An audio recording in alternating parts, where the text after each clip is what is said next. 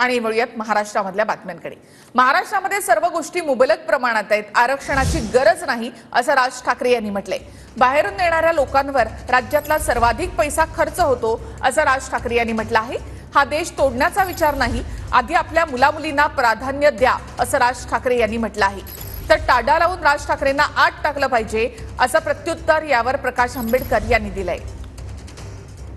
येणाऱ्या लोकांचा लोंढा हा किती मोठ्या प्रमाणावरती आहे आणि मग ते तिथे त्या शहरांमध्ये आल्यानंतर त्यांची व्यवस्था लावण्यातच सरकारचा पैसा इतका खर्च होतो की इथे आमच्याकडे शेतकरी आत्महत्या करतायत, त्याच्याकडे आपल्याकडे लक्ष द्यायला नाहीये।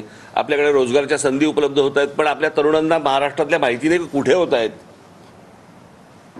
इतक्या गोष्टी या राज्यामध्ये उपलब्ध असताना खरं तर आपल्याला आरक्षणाची गरजच नाहीये महाराष्ट्राला। मी नेहमी सांगत आलो, आपल्या महाराष्ट्रातल्या मुला मुलींना पहिल्यांदा प्राधान्य द्या, 100%। उरल्या तर बाहेरच्यांना बोलवा।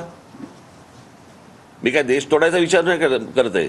अशा व्यक्तीला मी असं म्हणणार आहे की सरळ सरळ ताडापोटा लागला पाहिजे। बघा, हे ब्रेकअप ऑफ द नेशन सरकारने मागे पुढे न बघता अशाना असाला आतमध्ये टाकून मोकळं झालं पाहिजे। समाज दुभगण्याची जी वक्तव्य आहेत, समाज दुभगला की देश दुभगतो। त्याच्यामुळे UAPA चा कायदा जो आहे आणि नॅशनल सिक्युरिटी ऍक्ट यांना लागला पाहिजे।